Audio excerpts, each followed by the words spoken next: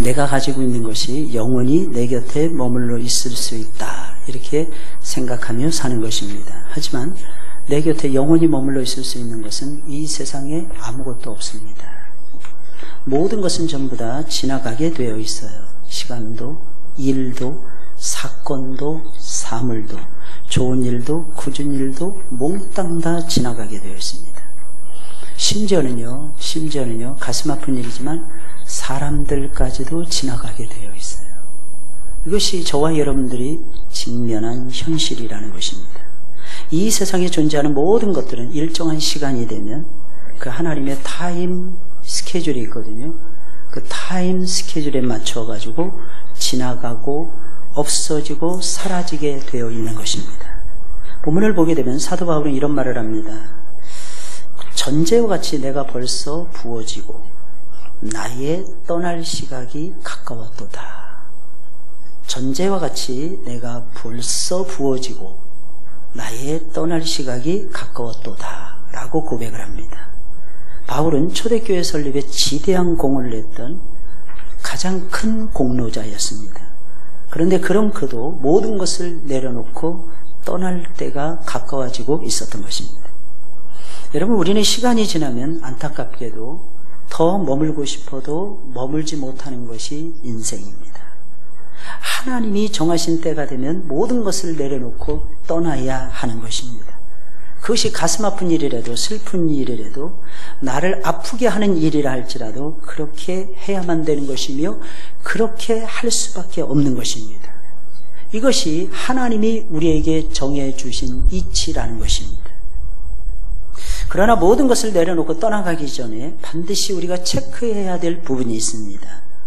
그것이 무엇일까요? 비록 우리는 짧은 인생을 살았지만 진정 나의 사명을 다하는 삶을 살았느냐 하는 것입니다. 이거는 반드시 우리가 하나님 앞에 가기 전에 체크해야 될 중요한 부분인 것입니다. 바울은 비록 짧은 인생을 살았지만 사명을 다하는 행복한 인생을 살았어요. 짧았어요. 바울이 아마 목배임을 당하고 네로 황제 앞에서 복음을 증거하고 목배임을 당하고 죽어갔을 때 나이가 지금 현재 제 나이 정도 됐어요. 칼빈도 제 나이쯤 돼서 하나님 앞에 부르심을 받았어요. 신기한 건 한 사람 더 있는데 세종대왕께서도 제 나이쯤 돼서 가셨어요. 여러분, 우리 인생이 길다고 해서 무조건 좋은 거 아니에요. 저보다 연세가 많으신 분들은 보너스 인생을 살고 계십니다. 저 역시도 이제 보너스를 받는 그런 시간 속에 살아가고 있어요. 내가 이 땅에 존재하는 이유가 도대체 무엇일까요? 우리 가정이 이 땅에 존재하는 이유가 무엇일까요? 그것은 주님이 주신 사명 때문입니다. 주님이 주신 사명을 이루기 위해서 내가 존재하는 것이고 내 가정이 존재하고 있는 것입니다. 바울은 자신에게 주어진 사명을 이루기 위해서 자신이 가지고 있는 것 전부를 다 바친 사람이었습니다. 다시 말씀드립니다. 바울은요, 자신에게 주어진 사명을 감당해내기 위해서 자신이 가지고 있는 것의 전부를 다 바친 사람이었어요. 그는 자신의 마지막 생명까지도 불태우면서 주님께 아낌없이 드리며 전제와 같이 부어지는 인생을 살았던 사람이 바울이었어요. 온전히 다 드려서 그가 하나님 앞에 갈 때에는 그의 곁에는 아무것도 남지 않을 정도였어요. 심지어는 얼마나 긴박하게 상황이 돌아갔든지 바울이 자기의 겉옷까지도 챙겨오지 못했던 거예요. 자기의 겉옷까지도. 그래서 13절에 있는 말씀을 보니까 디모데에게 요청을 합니다. 이거는 바울이 지금 로마의 깊은 지하 감옥에서 쓰고 있는 편지예요. 내가 올 때에 내가 들어와 가보의 집에 둔 겉옷을 가지고 오고 또 책은 특별히 가죽 종이에 쓴 것을 가져오라. 얼마나 추웠으면 지하 감옥이 아무것도 없어요. 옷이 없는 거야, 바울이. 이때 당시에 이 겉옷은요, 옷과 이불 대용이었어요. 근데 너무너무 지중해 날씨가 굉장히 좋지만 추운 곳은 굉장히 추워요. 그 추위를 견디는데 자기 옷을 덮을 만한 이불조차도 챙기지 못한 바울이었어요. 로마서 16장에 있는 말씀을 보면 바울이 이때 당시 얼마나 힘들었는지가 로마서 16장에 나오는데, 바울이 옥에 갇혔을 때 얼마나 불쌍했는지 바울의 제자 중에 한 사람은 따라 들어가요. 옥 속에 따라 들어가서 바울을 챙기는 거예요. 그 정도로 바울의 곁에는 아무것도 남아있지 않았어요. 저는 그런데 이런 인생이 값진 인생이라고 생각이 듭니다. 우리 인생의 마지막 노년의 마지막에 얼마를 남겼느냐, 이건 하나도 중요하지 않습니다. 얼마를 하나님께 드렸고 얼마를 다른 사람과 나누면서 썼느냐, 이게 중요한 거예요. 내가 가진 시간, 물질, 건강, 힘, 지혜는요, 처음부터 내 것이 아니었어요. 하나님이 잠깐 이 세상에서 쓰라고 하나님이 빌려주신 것들입니다. 전부 다 하나님이 나에게 맡겨주시고 빌려주신 것들이에요. 내 머리도, 내 경험도, 내 인생도, 내 호흡조차도, 내 시간도, 내 지혜도, 내 능력도, 내 은사도 내 것인 건 하나도 없습니다. 그걸 언제 알 수 있냐? 아파보면 알 수 있어요. 저희 다쳐보니까요, 손이 하나가 없다는 게 참 너무너무 불편하더라고요. 할 수 있는 게 별로 없어요. 어제 주보 접을 때 보니까 이거 주보도 못 접어, 이건. 제가 깜짝 놀랐어요. 야, 이것도 못하는구나. 바지 하나 이렇게 지키는데도 힘들어요. 그래서 저는 제가 직접 하고 있어요. 직접. 이게 얼마나 힘든지 제가 한번 몸으로 한번 느껴보려고요. 샤워도 제가 다 하고요. 제가 다 씻고 제가 다 합니다. 집사람이 해준 거 딱 하나 있어요. 머리 요거 무슨가 뭔지 발라준 거. 이게 혼자 하는 게 이게 얼마나, 이게 있어도요, 이게 기능을 못하면 너무 힘들어요. 제 기능을 못하니까. 얼마나 답답한지 모르겠어요. 다행히 지난 월요일날 의사 선생님 만나서 또 체크했더니 뼈가 아주 잘 붙고 있다는. 그러면서 하시는 말씀이, 제가 이제 어쩌다가 이제 목사라는 신분을 밝히게 됐어요. 와, 태도가 너무 달라지는 거야. 그렇게 친절하지 않았던 의사 선생님이 너무너무 친절해지는 거야. 근데 계속 붙들고 얘기하더니 나중에 요거 잘라주겠대요. 요거 한 2주 후에 목사님 요거 한번 체크해서 괜찮으면 제가 요거 잘라서 요거 위에 없애드릴게요. 그 전에는 요거 자르면 어떨까요? 안 된다니까. 그러면 큰일 난다니까요. 뼈가 안 붙으면 책임지시겠어요? 수술하셔야 되는데 또 6주 이상을 또 누워있든지 어떻게 하셔야 되는데 괜찮겠습니까? 자, 가세요. 그랬더니 목사님, 저기 제가 요거 잘라드릴게요. 제가. 진즉에 제가 목사라는 걸 밝힐 걸. 제가 월요일날 내일 못 갈 것 같다고 그랬더니 그분이 그러시는 거예요. 괜찮아요, 괜찮아요, 목사님. 전에 같으면 일주일에 한 번씩 무조건 오셔야 됩니다. 체크하셔야 되는데. 이렇게 말을 안 들으실까? 막 이럴 텐데 말을 안 못. 목사님, 알겠어요. 한 주 정도 괜찮습니다. 조심해서 다녀오세요. 크게만 쓰지 마세요. 어깨 움직이십니까? 아니, 쓰지 말라 해서 안 쓰셔야 됩니다, 목사님. 어깨도 자꾸 들었다 뭐 올리고 뭐 다 하셔야 됩니다. 와, 어쩌면 이렇게 달라지는지. 그래서 신기한 건요, 그 옆에 한 청년이, 저보다 1번 앞에 있는 청년이 있었어요. 제 팔을 보더니 너무 불쌍하게 날 쳐다보는 거예요. 위아래를 계속 쳐다보니 팔만 계속 봐요. 답답하시겠어요. 어떻게 살아요? 자기는 발가락 뼈가 부러졌대. 엄지발가락 몇 주 됐어요? 4주 됐대요. 근데 엑스레이 딱 찍고 나서 둘의 희비가 엇갈렸잖아요. 저는 잘 붙어가고 있고, 이분은 4주 진단받는데 4주가 지났는데 뼈가 안 붙어서 여전히 반기부술식으로 하고 다녀야 된다. 언제 나을지도 몰라. 하나님은 역시 역전시키는 데는 최고신 것 같아요. 역전시키는.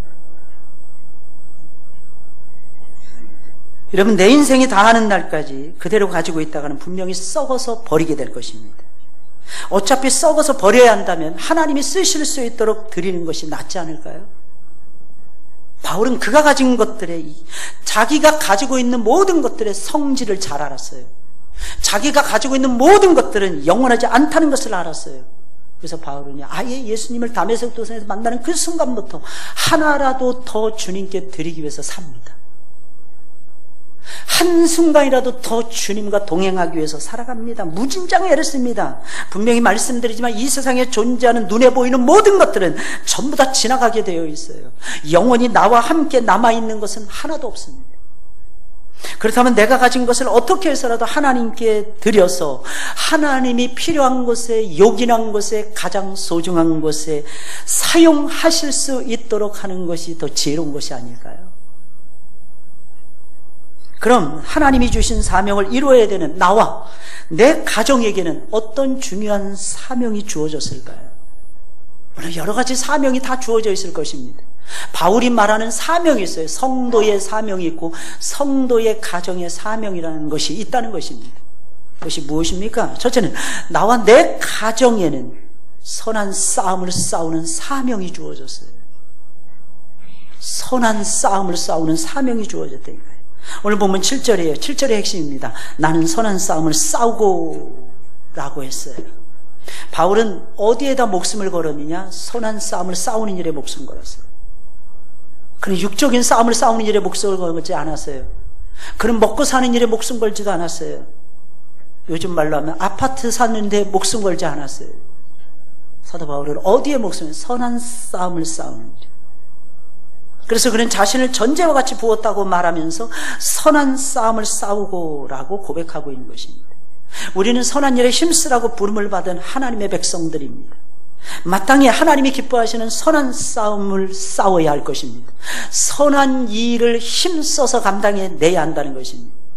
예수님이 그렇게 살다 가셨어요. 본문을 기록한 바울이 그렇게 살다가 갔고 우리의 모든 신앙의 선배들이 기독교 2000년의 역사 속에서 다 그렇게 살다가 갔어요. 물론 세상 사람들은 우리의 선배들을 조롱했습니다. 아, 그렇게 살지 마. 미련한 거야. 어리석은 거야. 아니, 아브라함만 해도 미련한 거지. 머리 검은 짐승은 들이지 마는 것이 원칙인데 뭐하러 조카 새끼를 거두어가지고 그놈한테 좌하면 내가 우하고 우하면 내가 좌하리라 하면서 그 아름다운 소돔의 들녘을 빼앗긴단 말입니까? 멍청해. 이삭은 어떻습니까? 그랄 땅에 내려갑니다. 운물을 팝니다. 가는 곳마다 운물이 터지는 거예요. 그럴 때마다 블레셋 녀석들이 와가지고 다 빼앗아가는 거예요. 그때 이삭은 그대로 줍니다. 양보하고 다 내어줍니다. 그럼 멍청한 삶이 어디 있겠어요? 나중에는 근데 더 넓은 지역으로 갑니다. 신기한 건 그 넓은 땅에 초지도 무성했을 뿐만 아니라 놀라지 마세요. 여러분. 운물이 빵빵 터지는 거예요. 나중에는 부엘세바라는 곳으로 갑니다. 이 부엘세바는 부엘세바인데 부엘은 뭐냐면 샘이라는 뜻이에요. 샘물. 세바는 무슨 뜻이냐? 7개라는 뜻이에요. 여러분 근동지방에서는 운물 하나만 있어도 삽니다. 운물이 터지는데 7개가 터지는 거예요. 그건 아버지 아브라함이 팠던 운물이었어요. 그걸 다시 파는 거예요.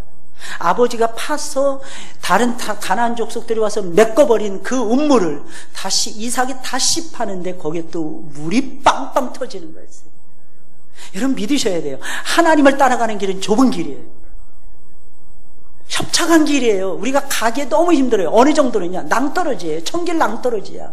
어느 정도로 통과할 수 있냐? 겨우 가방 조그만 거 있죠? 쐐기라는 가방이 있죠? 그 가방을 메고 겨우 한 사람 정도 통과하고 지나갈 수 있는 정도의 길밖에 안 됩니다. 근데 신기하게 했어요. 그 길을 통과하잖아요. 넓은 광야가 우리를 기다리고. 할렐루야! 넓은 광야가 우리를 기다리고 있다니까. 그래서 예수 따라가면 행복해요. 예수 따라가면 얼마나 즐거운지 몰라요. 우리 주님께서는 연약한 육신을 가지고 계셨지만 우리의 신앙의 선배들은 전부 다 연약한 육신을 가지고 있었지만 그 육신을 가지고도 선한 일에 몰두하는 삶을 살았다는 것입니다. 여기서 말하는 선한 싸움이란 어떤 싸움일까요? 하나님을 온전히 잘 믿기 위해서 벌이는 모든 싸움이에요. 먼저 내 안에서 벌어지는 싸움입니다. 나 자신과의 싸움이에요.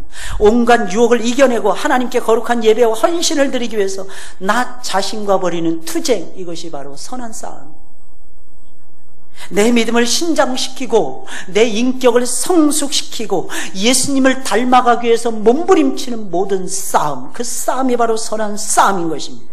또한 하나님이 기뻐하시는 온갖 선한 일을 나 몰라라 하지 않고 비록 나는 더디게 갈지라도, 비록 나는 천천히 간다 할지라도, 비록 나는 좋은 것을 다른 사람들에게 빼앗겨 버린다 할지라도, 그 길을 주님이 기뻐하시기에 그것을 묵묵히 감당해내면서 걸어가는 그 모든 길을 가리켜서 성경은 말하기를 선한 싸움이라고 말하는 것입니다. 다시 말해서 하나님이 기뻐하시는 일을 하기 위해서 벌이는 온갖 종류의 모든 싸움이 바로 선한 싸움인 것입니다. 당연히 이 싸움의 핵심이 무엇이겠습니까? 이 싸움의 선한 싸움의 핵심은 하나님의 말씀을 잘 듣는 싸움이고 하나님의 말씀에 기꺼이 순종하는 싸움인 것입니다. 얼마나 말씀을 잘 듣고 계십니까, 여러분? 얼마나 말씀을 잘 듣기 위해서 노력하고 계십니까? 아까 장로님께서도 기도하시면서 기도하셨잖아요. 우리가 하나님의 말씀을 듣는 일에 방해받지 않도록 해달라. 이게 마음문 열면 되거든요. 은혜를 받는 건 아주 간단해요. 마음문만 열면 되거든요. 예수님 영접하는 거 굉장히 간단해요. 내 마음문을 열고 예수님을 나의 인생의 구주로 영접하면 되거든요. 다 이해해서, 성경을 다 이해해서 예수 믿는 것이 아니거든요. 그렇다면 구약의 수많은 성경의 저자들은요, 예수님 잘못 믿었을 겁니다. 왠지 아십니까? 그들은 창세기면 창세기밖에 몰랐어요. 그들은 여호수아면 여호수아밖에 몰랐어요. 사사기면 사사기밖에 몰랐어요. 그런데 그들은 통시적으로 성경을 이해했습니다. 왠지 아십니까? 하나님께 모든 것을 맡겼기 때문입니다. 주님은 말씀하시는 거예요. 너는 나에게 와서 나에게 맡기라. 은혜 받는 비결 아주 간단합니다. 마음의 문을 여시면 돼요. 회개하시고, 하나님, 내 마음이 강팍합니다. 하나님 말씀 들을 여유조차도 없습니다. 하나님, 나는 어찌된 영문인지 나밖에 모릅니다. 나는 너무 이기적입니다. 나는 다른 사람들의 일이 잘 돼도 소용이 없습니다. 내 일이 잘 돼야 됩니다. 그런데 신기하죠? 그걸 고백하는 순간 성령께서 나를 만져주세요. 성령께서 임재하셔서 내 모든 모자란 부분을 다 어루만져 주십니다. 이게 놀라운 역사가 아니고 무엇이겠습니까?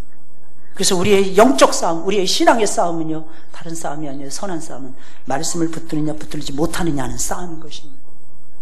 제가 지난 화요일 날 영화를 오랜만에 봤어요. 한 1년 몇 개월 만에 본 것 같아요. 교회 오빠라는 다큐 영화였어요. 암 투병을 벌이는 어느 집사님들의 모습을 작가가 계속 찍어대는 것이었어요. 근데 그 집사님들가 30대 잘 나가는 인텔리들이었어요. 교회에서 만난 오빠 동생이었어요. 결혼식 하는데 퍼포먼스 멋지게 하더라고요. 무조건 달려갈 거야, 짜짜라 짜라 짜라 짜짜짜. 근데 결혼한 지 얼마 안 돼서 암이라는 판정을 받는 거였어요. 자기는 자기가 잘 사는 줄 알아야 됩니다. 이 집사님이, 이 관이 집사님이 안양에서 살다 갔더라고요. 자기는 예수님이 자기가 잘 믿는 줄 알아야 돼요. 얼마나 회개를 하고 얼마나 우는지. 나중에 진단 나왔는데 대장암 말기. 항암 치료 받았는데 치료가 잘 됐다고 완치 판정 받았어요. 1년 4개월 만에 다시 재발. 수술도 처음부터 안 됐다는 건데 다시 한번 수술하는데 복수가 다 찬 거예요. 배가 뿔룩 나오고 13시간 동안 수술. 나왔는데 꼼짝 못하고 며칠 그 중환자실에 누워있는데 회개가 저절로 나오더랍니다. 자기에게 주신 은혜가 너무 컸는데 자기가 그걸 모르는 상태에서 그 젊음을 다 보냈대. 그래서 끝까지 말씀을 붙듭니다. 결국엔 3, 4년 만에 버티다 못해 자기의 40세 생일날 새벽에 임종을 맞이합니다. 버티고 버티다가 결국은 버티지 못하고 죽어가는데 그는 가장 교회 오빠다운 모습을 띠고 죽어갑니다. 마지막까지 놓는 주사가 몰핀 주사예요. 마취제 같은 거예요. 마취제 같은. 진통제죠. 진통제. 저는 수많은 사람들의 임종을 지켜봤어요. 몰핀 안 맞는 분이 한 분도 없습니다. 목사님들도 장로님들도 다 맞는데 이 젊은 집사, 젊을수록 감각은 더 살아있다는 거 아시죠? 젊을수록 그걸 지킨다는 것이 어렵다는 거 아시죠? 올핀 주사 거부하는 거예요. 이유가 무엇인 줄 아십니까? 마지막 순간까지라도 조금이라도 맨정신에서 하나님의 말씀을 듣고 싶다는 것이었어요. 조금이라도 맨정신에서. 몰핀 주사 맞으면 정신이 왔다 갔다 하니까. 내가 사는 날까지 조금이라도 맨정신에서 하나님의 음성을 듣고 싶습니다. 근데 이 사람이 지혜로운 사람이었어요. 하나님의 음성을 들어야 힘이 생기거든요. 끝까지 버팁니다. 끝까지 친구. 이 세상은 전쟁터예요. 사느냐 죽느냐 그 싸움이 아니라요. 어떻게 잘 죽느냐 그 싸움이에요. 원하든지 원하지 않든지 전혀 상관없이 싸워야 하십니다. 특히 하나님을 더욱 알아가는 일을 싸워야 됩니다. 이 세상에서의 저와 여러분들의 꿈이 무엇입니까? 여러분, 잘 먹고 잘 살고 높은 자리에 올라가고 떵떵거리고 아무 근심 없이 노년기를 맞이하고 죄송합니다 여러분들, 그건 잘 사는 것이 절대로 아니에요. 잘 사는 이유가 무엇인지 아십니까? 우리가 이 세상에서 사는 이유가 도대체 무엇인 줄 아십니까? 예수님을 알아가고 예수님을 닮아가는 것입니다. 하나님의 뜻을 분별하고 하나님이 원하시는 것에 내 모든 가지고 있는 것을 쏟아붓는 것입니다. 이게 잘 사는 거고 이게 사는 목적이 돼야 되는 것입니다. 이런 고상한 싸움을 선한 싸움이라고 성경 말하는 거예요. 이 고상한 싸움에 우리의 몸을 던져야 되고요, 영혼을 전제로 부어서 드려야 합니다. 그러면 내 영혼이 살아나요. 할렐루야. 신기해요. 내 영혼이 살아나요. 그 집사님이 집사님이신데 제가 깜짝 놀랐어요. 앞뒤로 봤는데 전부 다 집사님, 권사님, 목사님, 장로님 그러더라고. 수많은 영혼들에게 감동을 주고 가시는 집사님이세요. 이유는 딱 한 가지였어요. 말씀 붙들고 계속 싸우면서 한마디의 불평도 하지 않아요. 마지막 죽어가기 직전에 아내에게 고백을 하는 거예요. 내가 신혼대로 돌아가고 싶어. 내가 신혼대로 돌아가고 싶어. 왜? 힘이 없으니까. 얼마 지나서 아내도 암 판정을 받아요. 또 신기한 건 아내가 암 판정 받기 직전에 엄마가 자살을 합니다. 그렇게 신실한 신앙이 있는데 아들이 암에 걸려서 말기암 환자로 죽어가고 있다는 말을 듣고 견디질 못해서 우울증에 빠져서 결국엔 자살해버려요.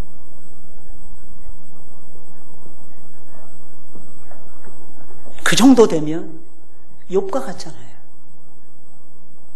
직장 잃어버려요. 모든 거 다. 근데 깨닫는 거예요. 그거 아무것도 아니었는데 근데 왜 물어보니까 아내에게 고백을 하는 거예요. 내가 당신을 온전히 사랑하지 못했어. 내가 당신을 사랑한다고 하지만 사랑하지 못했어. 미안해. 진짜 미안해. 아내가 울면서 얘기합니다. 아니야. 당신은 나에게 줄 거 다 주고 가는 거야. 내 믿음이 현찮았잖아. 당신 만나서 내 믿음 좋아졌어. 나는 사람이 왜 사는지도 몰랐는데 당신 만나서 내가 알게 됐고, 나는 정말 제대로 좋은 사람 만나서 나는 살아가는 것 같아. 여보 고마워. 진짜 고맙다. 내가 진짜 고맙다. 그래서 막 우는 거야.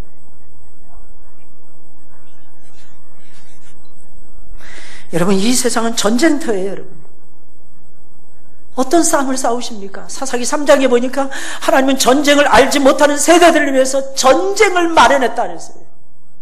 전쟁을 모르고서는 인생을 말할 수가 없다는 것입니다. 그 속에서도 하나님을 알 수도 없다는 것입니다. 하나님이 기뻐하시는 영적 싸움도 싸울 수 없다는 것입니다. 신기한 것은 이 싸움을 싸울수록, 선한 싸움을 싸울수록, 말씀을 붙들고 선한 일에 몰두하는 이 싸움을 싸우면 싸울수록 이 싸움이 얼마나 외로운 줄 아십니까? 이 싸움이 얼마나 힘든 싸움인 줄 아십니까? 그 집사님이 얼마나 힘들었겠어요? 여러분, 이 글을 쓰고 있는 사도 바울은 또 얼마나 힘들었겠습니까? 목회는 쉬운 것이 아니에요. 김상복 목사님이 고백했듯이 목회는 사람이 할 것이 절대로 못 되는 것입니다. 어제도 한 친구가 상담을 하러 저한테 왔어요. 대학 1학년짜리였어요. 신학을 해서 목사가 되겠다는 거예요. 제가 그랬습니다. 너는 아직 목사 될 그릇이 아니다. 너 소명 받았니? 안 받았대요. 하나님 만난 흔적이 있니? 모르겠다는 거예요. 하지 마! 제가 던지는 거예요. 목사는 아무나 되는 것이 아니야. 목사님 말이야 4년 동안 도망 다녔다. 목사 안 되기 위해서. 목사님의 꿈이 뭔지 아니? 장로님이 되는 것이었어. 나는 장로님들이 너무 부러워요. 사실은. 지금도 마찬가지입니다. 지금이라도 저는 목사 안 하고 싶으면, 안 할 수 있으면 안 하고 싶을 정도예요. 쉬운 길이 아니에요. 겉으로 보여지는 길만이, 보이는 모습만이 목사의 전부가 아닙니다. 근데 신기한 게 있어요. 이 좁은 길을 걸어가고 이 선한 싸움을 싸우면요, 하나님이 내 영혼을 지켜주시더라고요. 할렐루야. 여러분들의 영혼 하나님이 신기한 거 말씀드릴까요? 여러분들의 자녀들, 여러분들의 가족들, 여러분들의 가족 하나님이 지켜주십니다. 둘째로 나와 내 가정에는 나의 달려갈 길을 마치는 사명이 주어졌어요. 7절이에요. 우리 다 같이 읽어볼까요? 시작.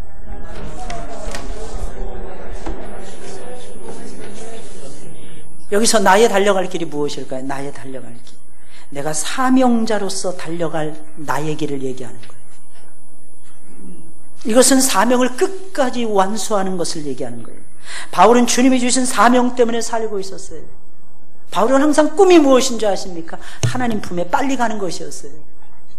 바울은 계속 얘기해요. 하나님 품에 빨리 가고 싶다. 빨리 가고 싶다. 나는 주님 품에 가기를 소망한다. 나는 내 몸이, 내 영혼이 내 몸을 떠나서 주와 함께 거하는 것을 나는 보고 싶다. 근데 그는 떠날 수가 없었어요. 왠지 아십니까?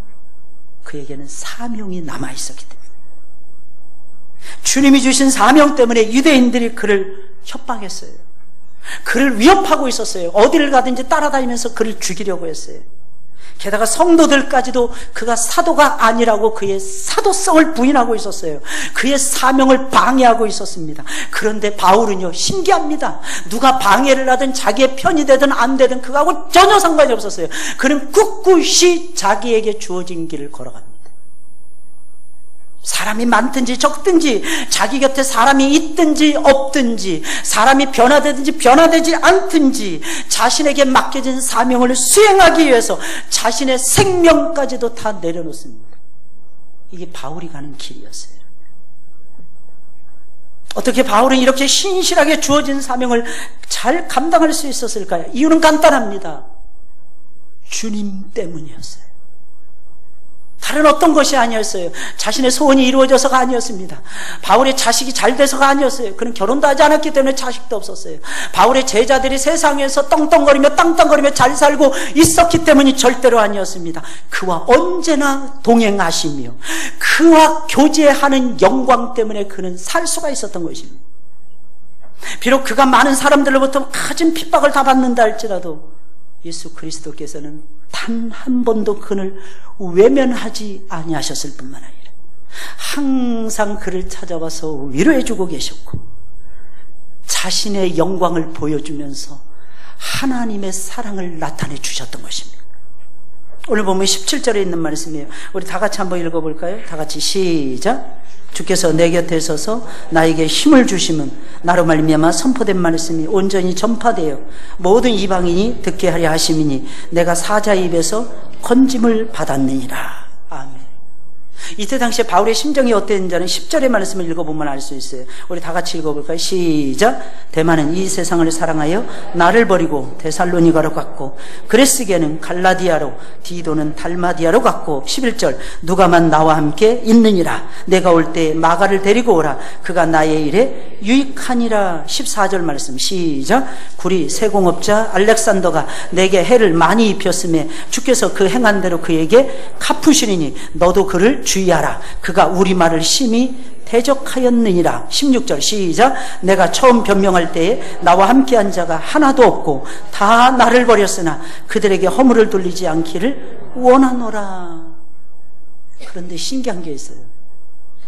다 버렸는데, 다 떠나가고 없는데 주님은 바울을 버리지 않았다는 것이. 여러분, 인생을 살다 보면 그런 시절이 있을 거예요. 이 사람도 마음에 안 들고 저 사람도 마음에 안 들고, 그죠? 속상해, 그죠? 속상해. 아니, 애들도 그렇더라고. 살기 어떠냐니까 속상해요. 속상해. 애들도. 왜? 우리 엄마 때문에 속상해요. 애들. 엄마가 왜 교회 가는데 일찍 안 깨워줬어요? 엄마가. 속상해요. 또 어떤 애는 속상해요. 왜? 엄마가 내가 좋아하는 간식은 안 만들어주고 내 동생이 좋아하는 간식만 만들어줘요. 그게 인생이에요. 그게 인생이래요. 근데 그때도 여러분 잘 들으셔야 됩니다. 아무도 없어 보일 때 있죠. 날 도와줄 사람이 아무도 없어 보일 때 있어요. 그게 인생이라니까요. 인생이 뭔지 아십니까? 깊은 밤 홀로 눈물을 흘리며 기도하는 게 인생이에요. 그 눈물이 가슴을 적시고 무릎을 적시고 내 발을 적시는 것이 인생입니다. 근데 그때 꼭 기억해야 될 것이 있어요. 주님은 내 곁에 계시더라고요. 나를 안 떠나요. 솔직히 저 이거 답답해서 죽는 줄 알았어요. 이틀은 숨을 못 쉬겠더라고. 이거 막 전체 기부스 딱 하는데 이틀은 잠이 안 와서 제가 일어나서 움직일 정도였어요. 이게 심장까지 막 조여오는 답답함이 확 조여나가지고 여기까지 숨을 못 쉬겠더라고요. 근데 한 이틀 지나가니까요 다 견딜 수 있어. 할렐루야. 아직 이거 풀려면 한참 남았어요. 저 3주 지나가야 돼요. 근데요 평안해져요. 뭐 때문일까요? 문제는 해결 안 됐다니까요. 아직 여전히 아파요. 근데 분명한 게 있어요. 주님은 이 손도 붙잡고 계시더라고요. 나에게 암에 걸려서 내 인생이 끝났다 이렇게 생각하지 마세요. 나는 잘 되는데 내 아이들이 아직도 사경을 헤매고 있다. 걱정하지 마세요. 나와 그 아이들이 주님과 동행하기만 하면, 그 광야에서 주님을 만나기만 하면 딱 한 가지 놓고 기도하시면 돼요. 주님, 내 곁에, 내 아이들 곁에, 내 사랑하는 남편과 아내 곁에 영원히 함께 하옵소서. 바울은 이걸 놓고 계속 하는 것이었어요. 여러분들에게 어떤 사명이 나와 내 가정에게 주어져 있다고 생각하십니까? 가장 중요한 사명은 주님과 교제하는 사명이 아닐까요? 주님을 만나는 사명이고 주님을 배우는 사명이고 주님을 가르치고 선포하는 사명인 것입니다. 거기에는 유혹이 반드시 있어요. 어려움이 반드시 있어요. 이 일을 못하도록 마귀는 막을 것입니다. 그러나 우리는 마귀의 모든 유혹을 물리칠 수가 있어요. 왠지 아십니까? 주님이 내 곁에 계시니까요. 내 아이가 혹시 주님을 멀리하고 멀리 떠나 있어서 울고 계십니까? 염려하지 마세요.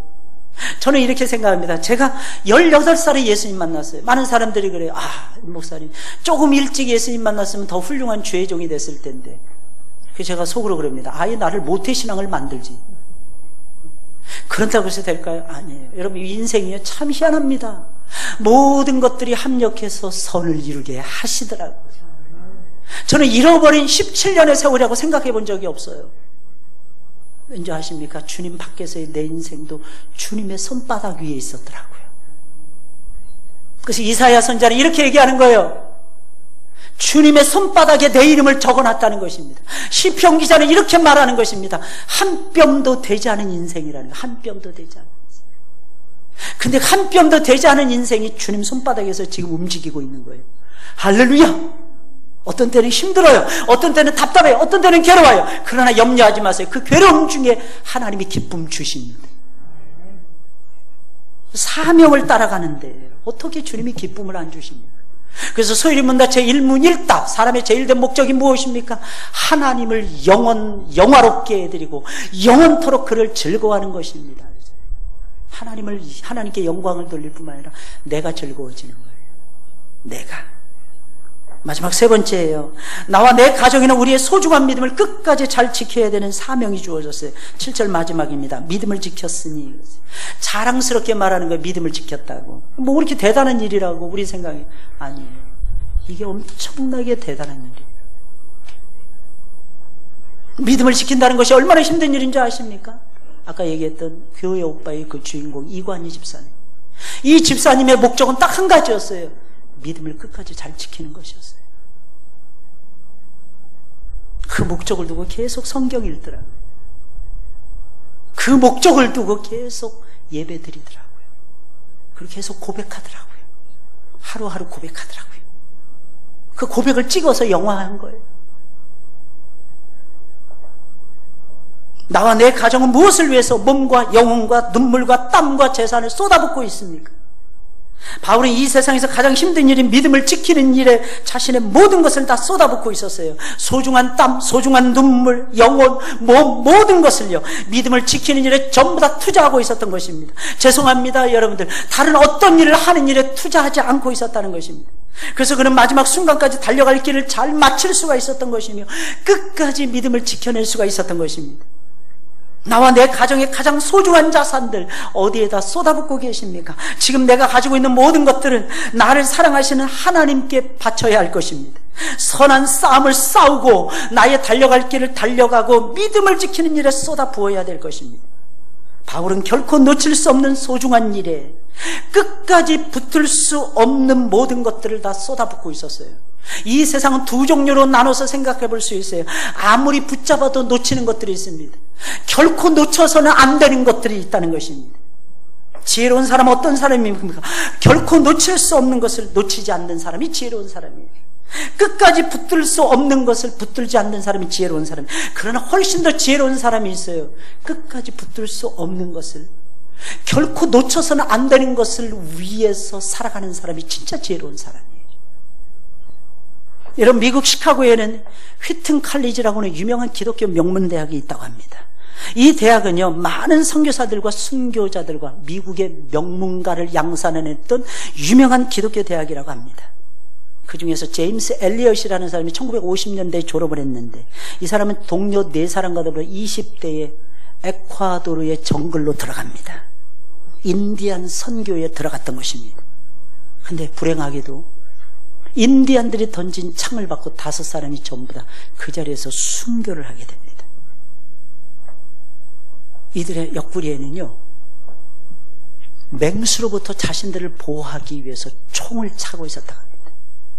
근데 5사람 전부 다 한 명도 총을 꺼낸 사람이었고 총을 쏜 사람이 없었다고 합니다. 왜냐하면 실수로라도 인디언이 맞아서 죽는다면 인디언 선교의 문이 닫힐까봐 걱정이 되었기 때문이라고 합니다.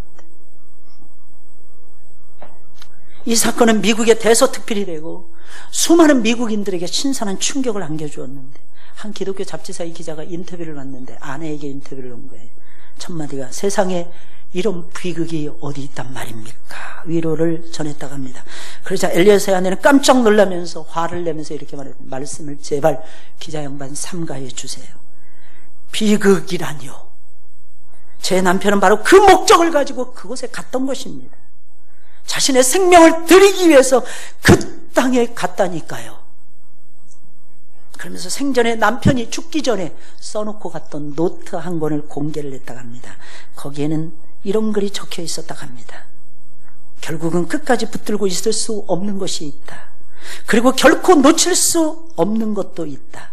결코 놓칠 수 없는 그 일을 위하여 끝까지 붙들 수 없는 것을 바치는 사람이 있다. 결코 놓칠 수 없는 그 무엇을 위하여 끝까지 붙들 수 없는 것을 바치는 사람은 결코 어리석은 사람이 아니다. 우리가 결코 놓쳐서는 안 되는 것이 있다. 주님 앞에 서는 날, 우리의 삶은 진정한 가치와 의미를 이룬 삶이 되어야 한다. 놓쳐서는 안 되는 것이 있다. 날 구원하신 주님 앞에 부끄러움이 없이 내 삶을 결산하기 위해서 나의 이 부족한 모습 그대로 나를 인도하시는 주님을 의지하고 나를 부르신 주님의 소명 앞에 부족하지만 최선을 다하겠다. 놓쳐서는 안 될 그것을 위하여, 결코 끝까지 내가 붙들 수 없는 그것을 나는 기꺼이 바치겠다. 젊음은 지나가는 것이다. 결코 붙들고 있을 수가 없다. 명성도 만족도 지위도 명예도 쾌락도 물질도 결국은 붙들고 있을 수가 없다. 그것을 버리고 포기하는 자는 결코 어리석은 사람이 아니다.